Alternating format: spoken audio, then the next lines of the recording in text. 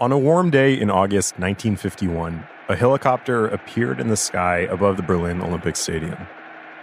75,000 people had gathered there to watch a Harlem Globetrotters basketball game. The crowd looked up. The chopper circled 3 times and landed on the field. The loudspeaker announcer called out, "Attention, attention." A black man in a white suit stepped out onto the red cinder track. "Ladies and gentlemen, the greatest runner in the world returns to Berlin."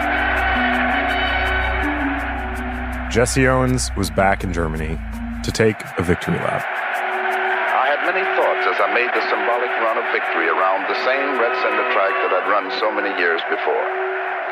As I passed each section, there was a bridge to the past. The Second World War had ended only 6 years earlier, and Germany, along with the rest of the world, was still reckoning with it all. Whatever was left of the Nazi leadership had been grilled at the Nuremberg trials. Berlin was rebuilding after Allied bombing campaigns. About 80% of the city's center had been flattened. Yet the stadium the Nazis had built for the Olympics was still standing. And that day, at the Globetrotters game, Jesse Owens was back to take his victory lap and to give a speech. Words often fail on occasions like this, he told the German crowd. But I remember the good that happened here. I remember the fighting spirit and sportsmanship shown by German athletes on this field. And here, we reach the important part. He says, especially by Lutz Long of Germany, the man I managed to beat in the broad jump. The crowd came forth with a tremendous roar, and the cheers are with me today.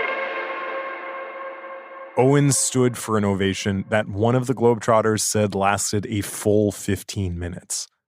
And I think maybe it was then, standing there, watching how hungry that crowd was for even this mention of a good German, that he decided to tell an even bigger story about what happened between him and Lutz Long at the 1936 Olympics. It was the start of the great long jump tall tale. I'm Malcolm Gladwell. Welcome to Revisionist History, my show about things overlooked and misunderstood. Throughout this series, we've been looking at how people tried to rationalize their participation in Hitler's Olympics. And in this episode, we've reached the most enduring and, I think, heartbreaking rationalization of all. Jesse Owens' story about befriending a Nazi. A story that, it seems, Owens made up. But why? Why did Owens need to tell a lie?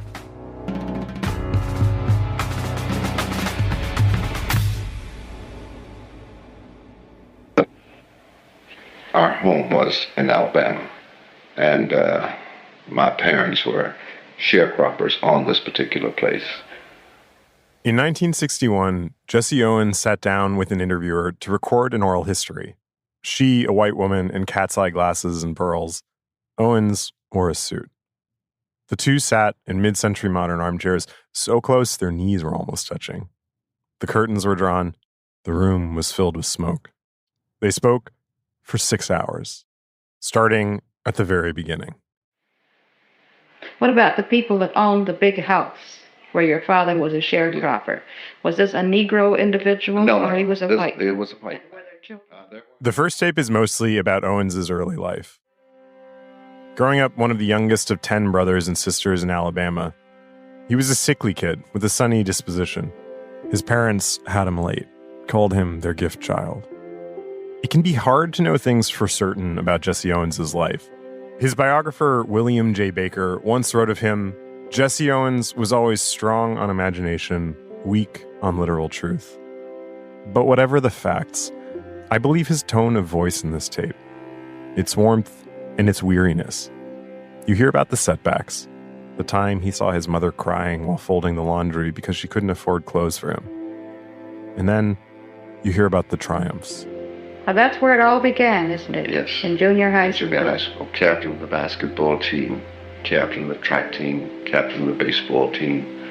I was president of the student council, captain of our guards. I was impressed the first time I heard him list all those accomplishments. He was obviously great from the start. But the second time I listened, I noticed just how worn out he sounds going through that list. That tone has a lot to do with how I came to understand Jesse Owens. He's telling the story of his life in this oral history, but really, he just keeps talking about one idea. Did you get tired of this sometimes? Oh, yes, you get tired of living in a glass bowl. Living in a glass bowl. But it's a wonderful thing to have people to recognize you, people to admire you for your ability. But sometimes people forget you're a human being. People were looking, everybody's eyes were upon you, and they would scrutinize everything that you did.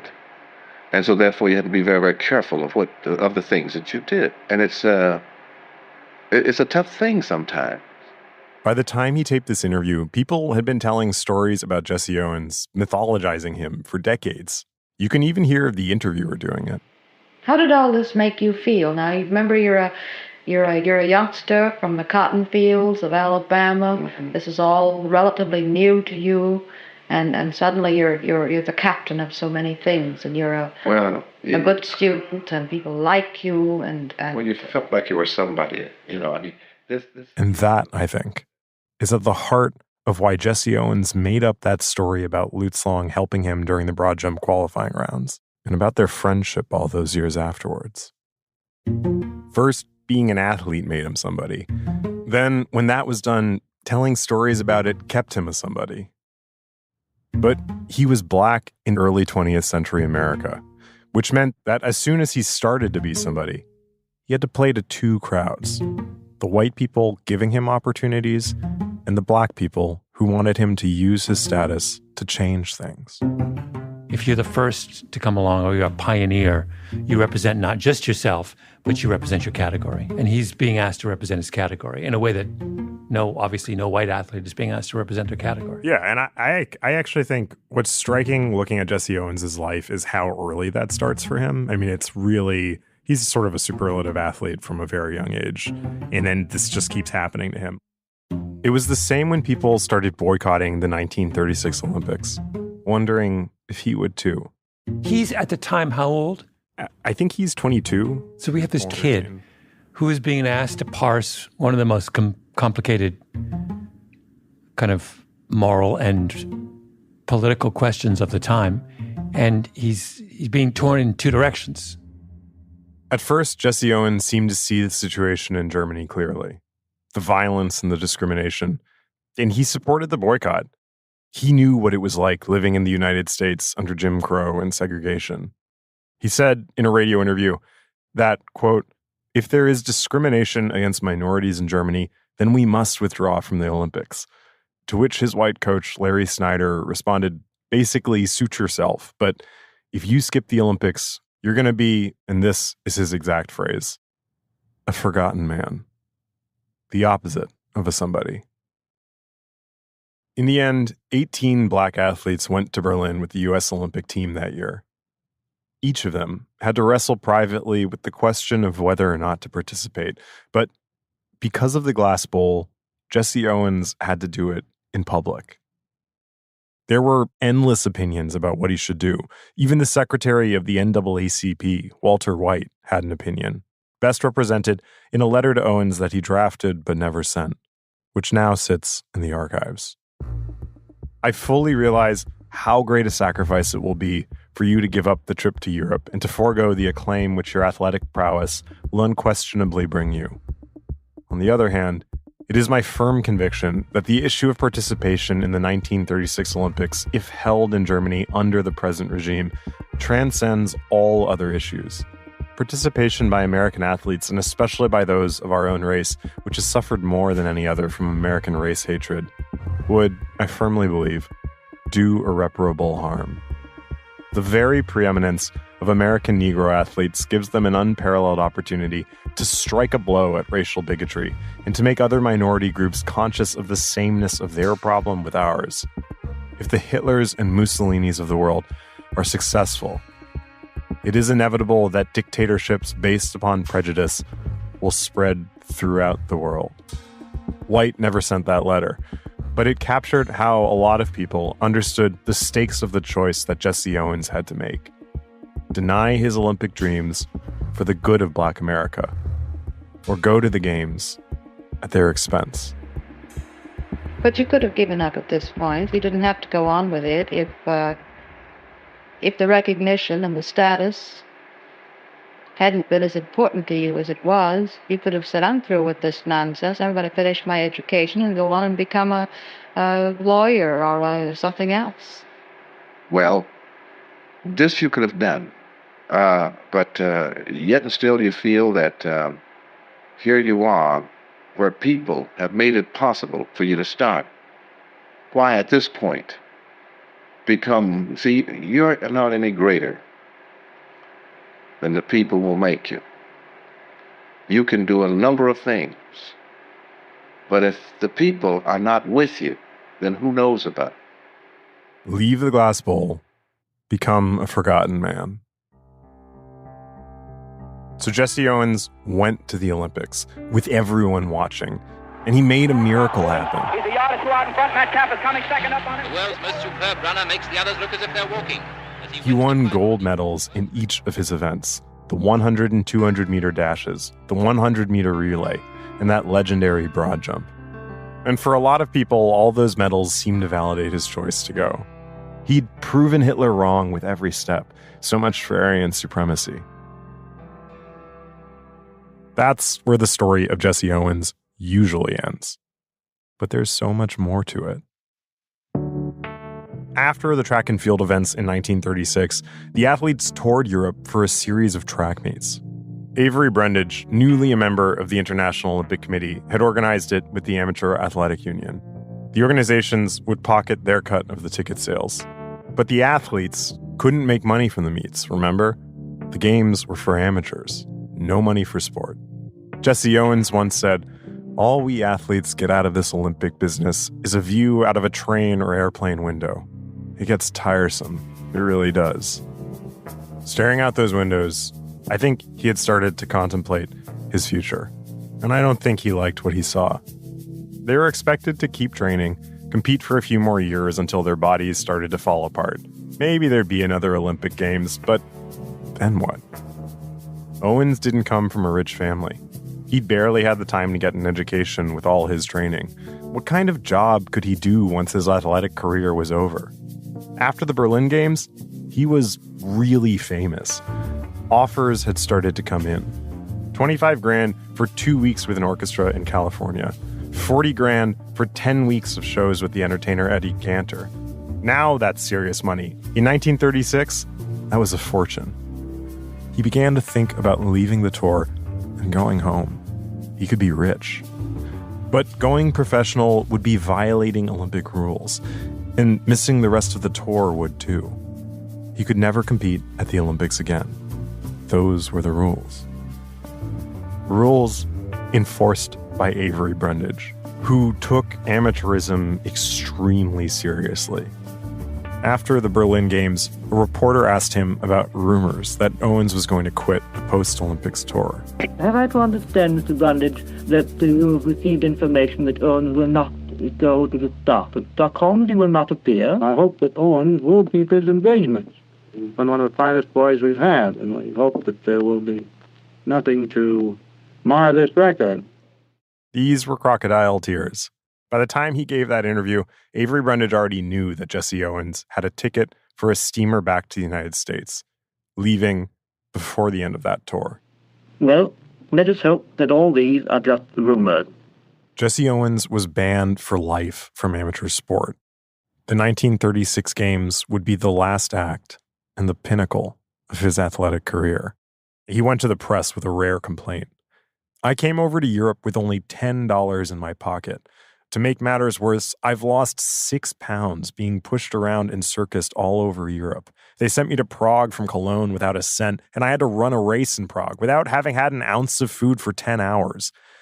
I am turning professional because I'm busted, and know the difficulties encountered by any member of my race in getting financial security. I want to get some money while I'm in the spotlight." He tried to make the most of it. He became an entertainer, even tried tap dancing. And along the way, he was working to keep up with sports too. But it was like everything had gone a little sour. He was supposed to race against another amateur in Cuba, a sprinter, until Avery Brundage caught wind and said he'd ban that sprinter from American amateur sport if he went through with the race. So they replaced the guy with a horse. Cuba. Jesse Owens, the ebony streak of Olympic Games, celebrates turning professional by racing against a horse. Jesse had a start of 40 yards in 100 and he won by inches. So what? So when Jesse Owens went professional, that essentially was the choice he made. To spend the rest of his life reliving those 2 weeks in August 1936. He was trapped, as if he'd jumped into that broad jump pit and sunk to his knees in quicksand.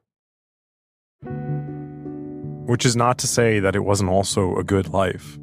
He had 3 daughters. He was involved in presidential campaigning. He ran a fitness program during the war for the U.S. Office of Civilian Defense. He led a big life.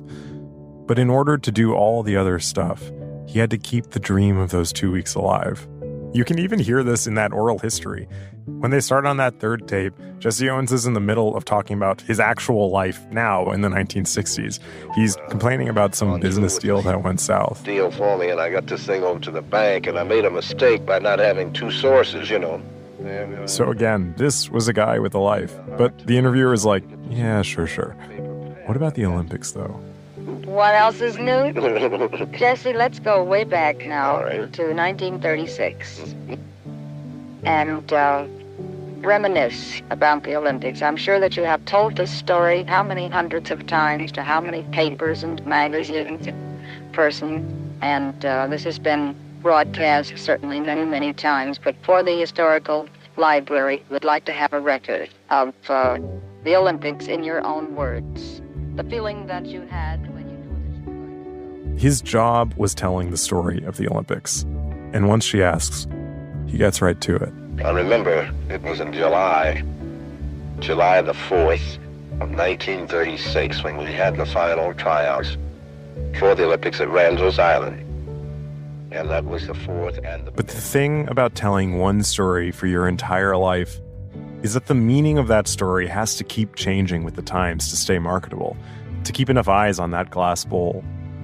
And in 1951, at that halftime speech during the Harlem Globetrotters game, he discovered its most powerful edition. Lutz Long. We'll be right back.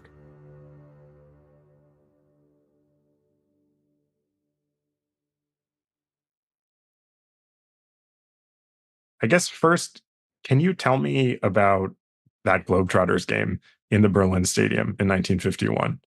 Sure.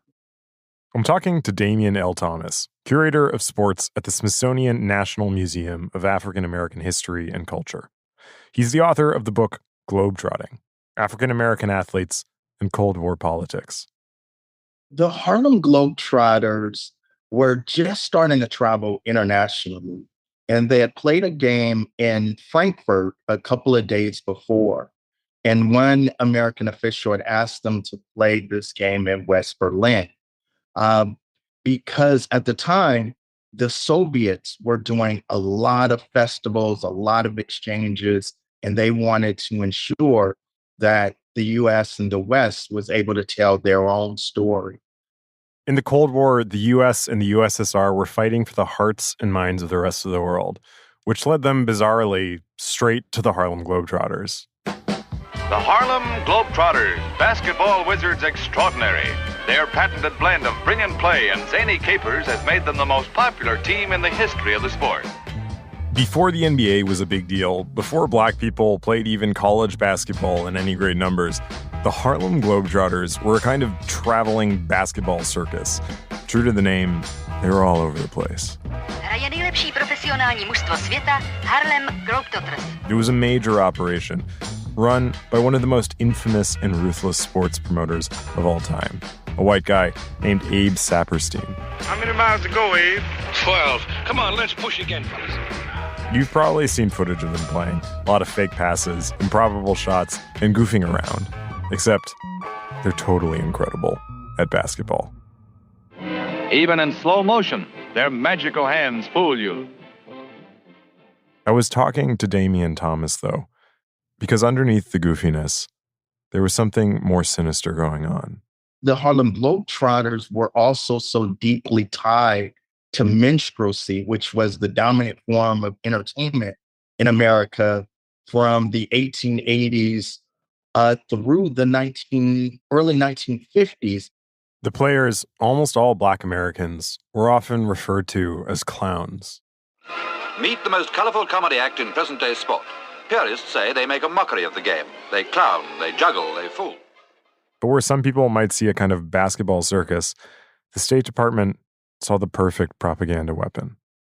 People often didn't think of sports as having ideological content.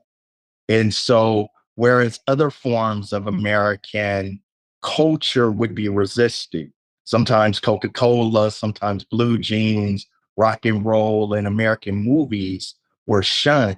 People often welcomed basketball because they didn't think of it as having a propagandistic function, but it did. And it's one of the things that made it very important is that people didn't see it as containing hidden messages.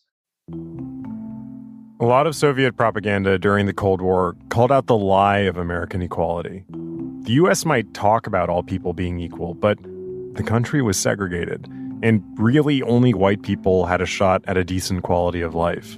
It was true, and a particularly useful message for the USSR trying to get African and Asian countries to ally with them instead of the U.S. So the United States responded with a big hidden message about the Globetrotters. A message with two parts. First part, hey, look, we have wealthy Black people in this country. And the second, much more sinister part. Look at these clowns. Don't you see why we're segregating them? Number 50 is Goose Tatum, a clown with the longest arms in the sport.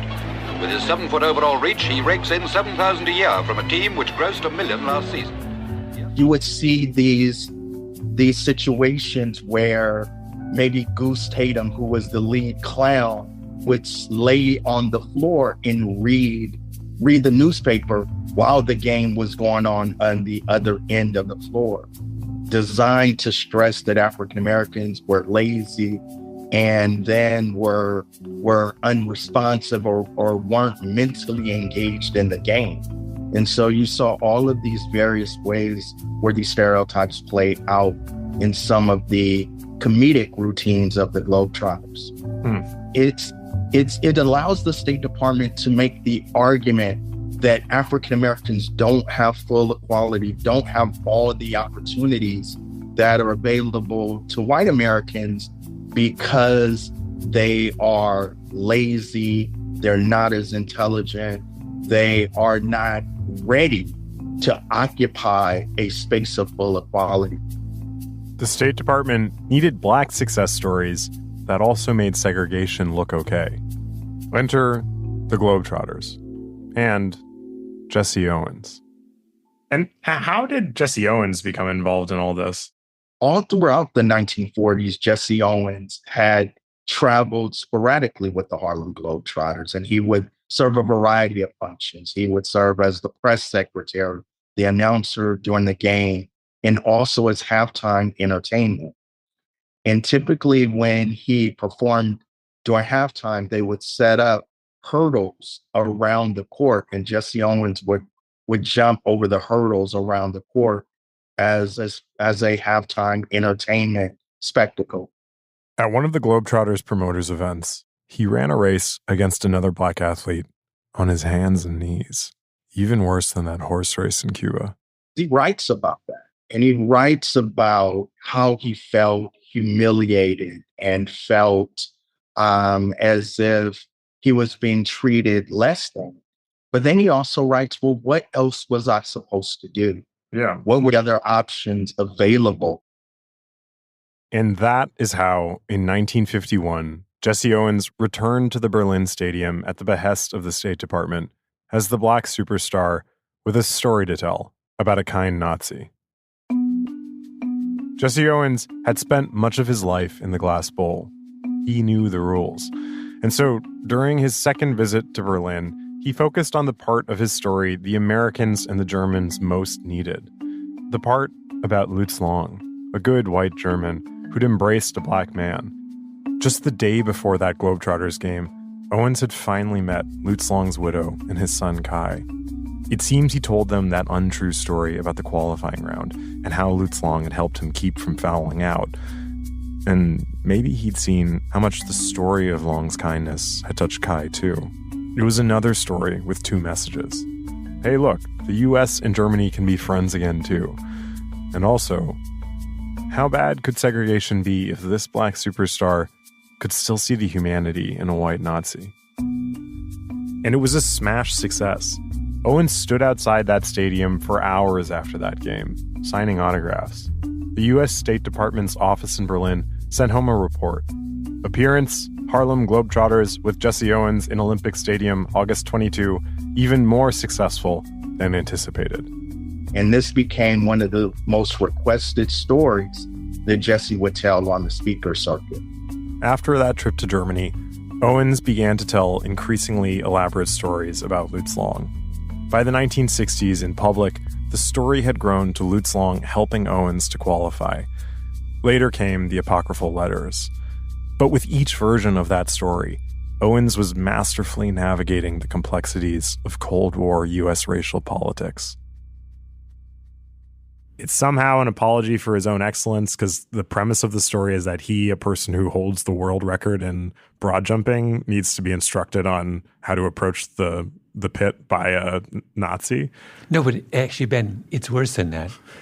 Because the story itself has its own kind of implied racial bias, which is he's not just being instructed about how to conduct the long jump. He's lost control of his own emotions. Yes, he's being instructed about how to control his emotions. Yeah, actually, he's not being told how to control his emotions. He's being told how to handle the fact that he will continue to be unable to control his emotions. Yes, it's worse. By jumping. It's worse. It's not like Lutz Long comes up and is like, here's a transcendental meditation that I think you could do to really get this under control. Yeah. The meta story in that story is so kind of like weird and distasteful. And Jesse Owens is forced to play along with this kind of deeply offensive narrative. Oh, but that's the really sad part, though, is he's not forced to play along with it. Like, he generates the narrative. Like, there's many people that I'm suspicious of who play several meaningful white co-writers on this story, but I really think that Jesse Owens is the first mover. So he's so internalized these. Yeah, well, he knows enough. He knows enough about what it means to be a black man in 1936 that he knows that that's the story. That's the plausible version of the story. We almost always tell the story of Jesse Owens' gold medals as a story of triumph. Actually, Triumph is the title of a best-selling book about him. It's the name of a Jesse Owens History Channel documentary that just came out. And I'm not saying that Jesse Owens didn't triumph, or that he didn't enjoy the fame or the money. But look at what 2 weeks of triumph cost him. A life behind glass, playing a version of himself in a story of racial reconciliation that he must have on some level known was just not true. And it was a story that worked like magic, until all of a sudden, it didn't. We'll be right back.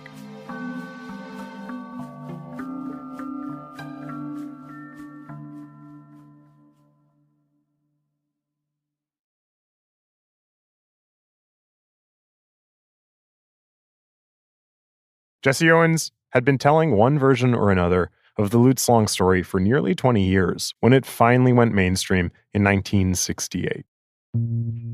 That was the year Jesse Owens Returns to Berlin came out, the film by the legendary Olympic documentarian Bud Greenspan. It builds up to that Globetrotters trip in 1951, the jog around the track, the standing ovation. But the heart of the piece is Lutz Long's son, Kai. I've very often seen pictures from you and the photographs of my father.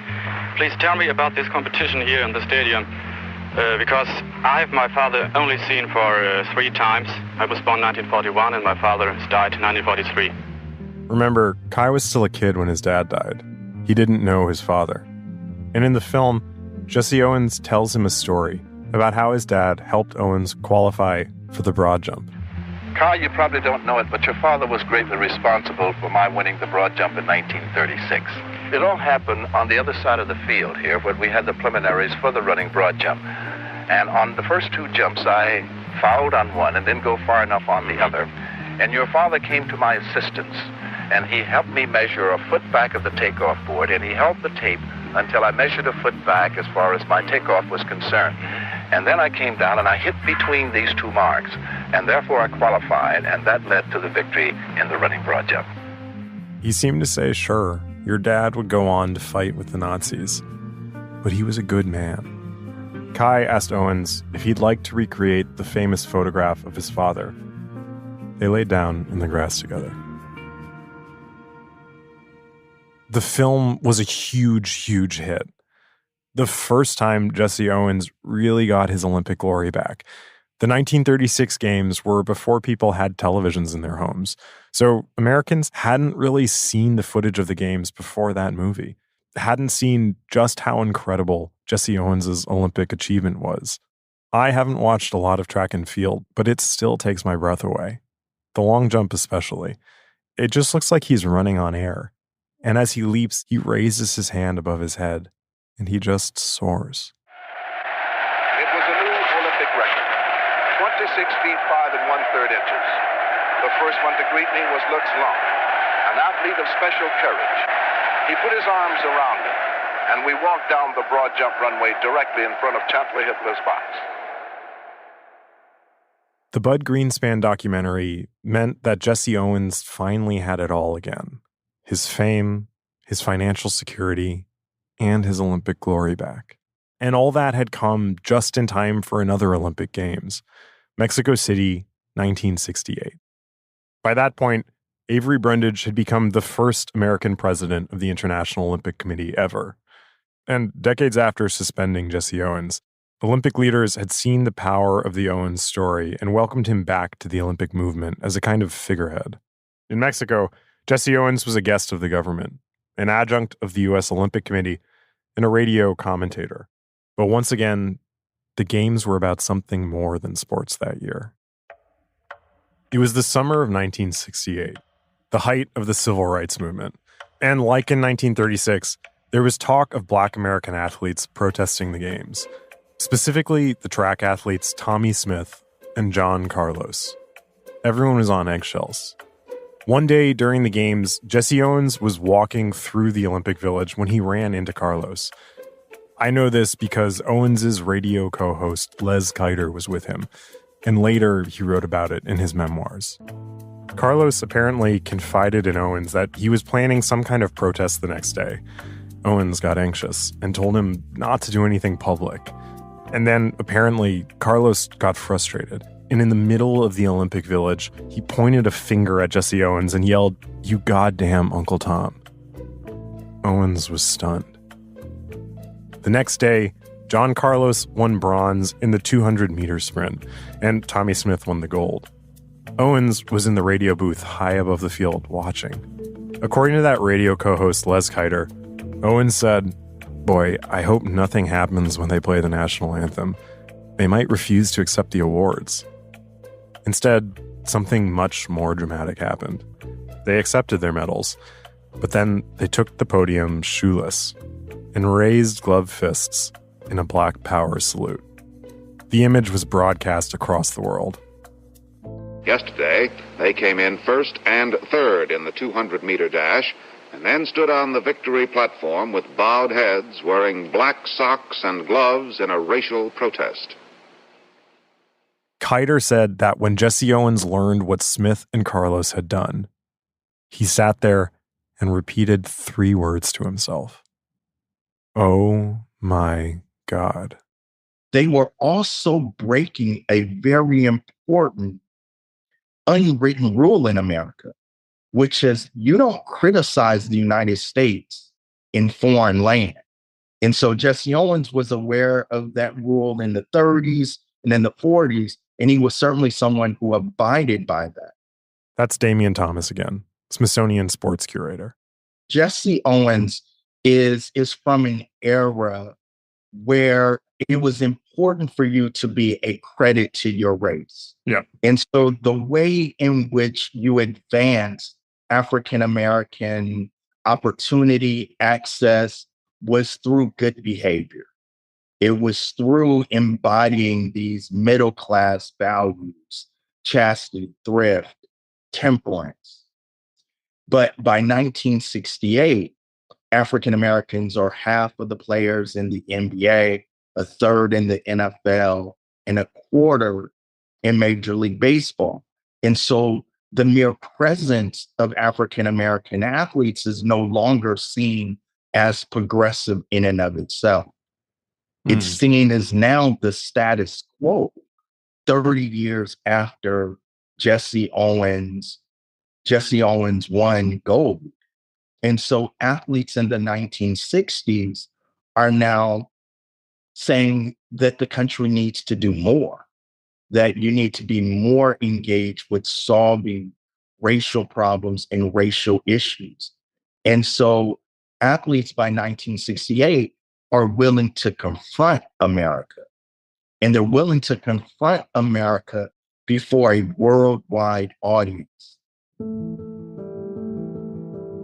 Avery Brundage was apoplectic, and in one of the most deeply cynical twists of fate, Brundage and the International Olympic Committee asked Jesse Owens, whom they'd previously banned for life, to go see Tommy Smith and John Carlos to ask them to apologize and promise not to protest again. And he did. He was received the way you might expect.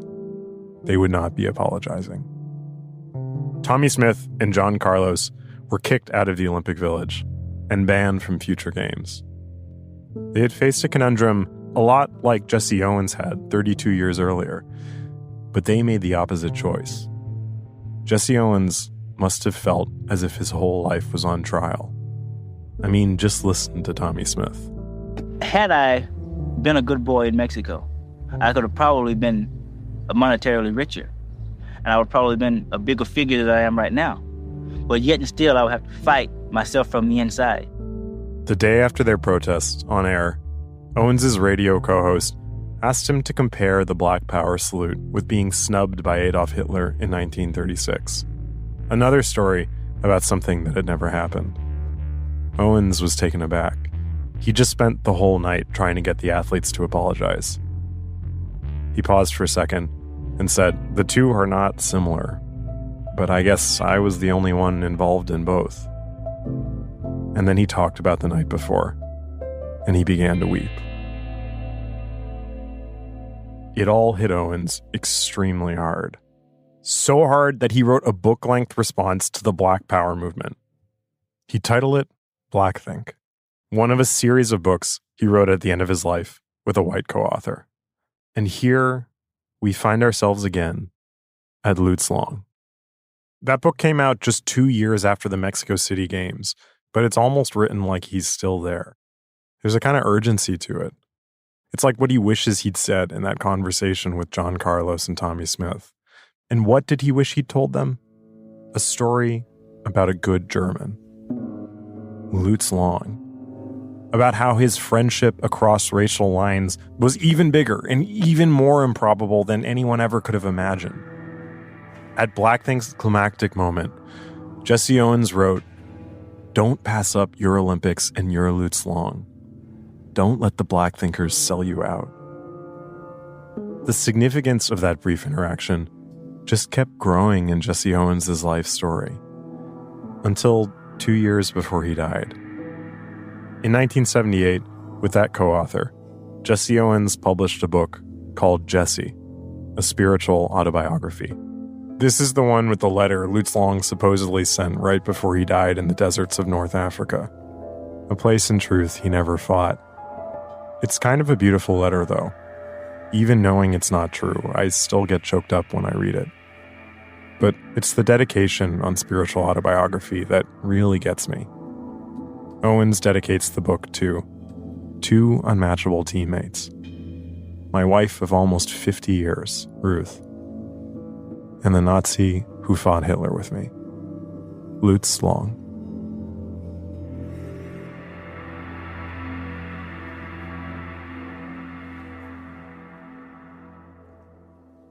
Tom, can you hear me okay?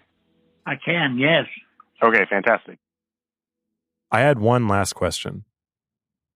How did Jesse Owens feel about making this story up? Did he ever talk about it with anyone? So I called Tom Ecker. Once a great track and field coach, he trained Sweden for the 1968 games. He's something of an Olympic historian. He's 89 now. He was born the year before the 1936 games.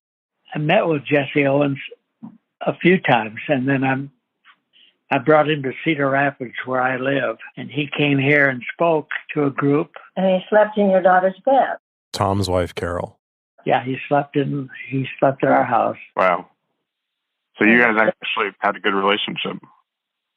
Yeah, we got along really well. He told a lot of the same stories that I love to hear. One of those stories, of course, was the Lutz Long broad jump. Tom had heard the story before, but it didn't quite add up. He'd never seen any official account of an interaction between Owens and Long during that qualifying round. He knew the famous sports writer Grantland Rice had been watching the event through his binoculars, and in a detailed account of that day, Rice described how calm Jesse Owens looked when he made that final jump. He didn't say anything about Lutz Long. Decades later, in Cedar Rapids, Tom says he asked Jesse Owens about the jump himself. Oh, yes. Yeah, we talked about Lutz Long and the fact that most of that was made up. He admitted to it? Oh, yeah. Why did he make it up? Oh, he wanted to tell good stories. He told me that he wanted to just be able to tell good stories, and that was a good story. We all know it wasn't true.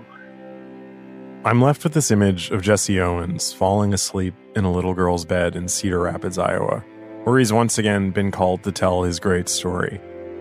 And what dream could visit him then? That one day, he woke up alone in a strange land and stepped out onto a great field in a big glass bowl to fight for a country that didn't want him, against the people who were most supposed to hate him. And then, all of a sudden, one of them reached out and touched him. Under the circumstances, who's telling the truth? We posed as his father and I did on the grass of the stadium. And though it may seem a little childish, doing it brought back memories of a warm interlude in my life, when a fellow athlete showed a special grace and a special courtesy when I needed help. I've experienced many moments in the sun, but perhaps the most rewarding was to have Lutz Long beside me on the winner's platform.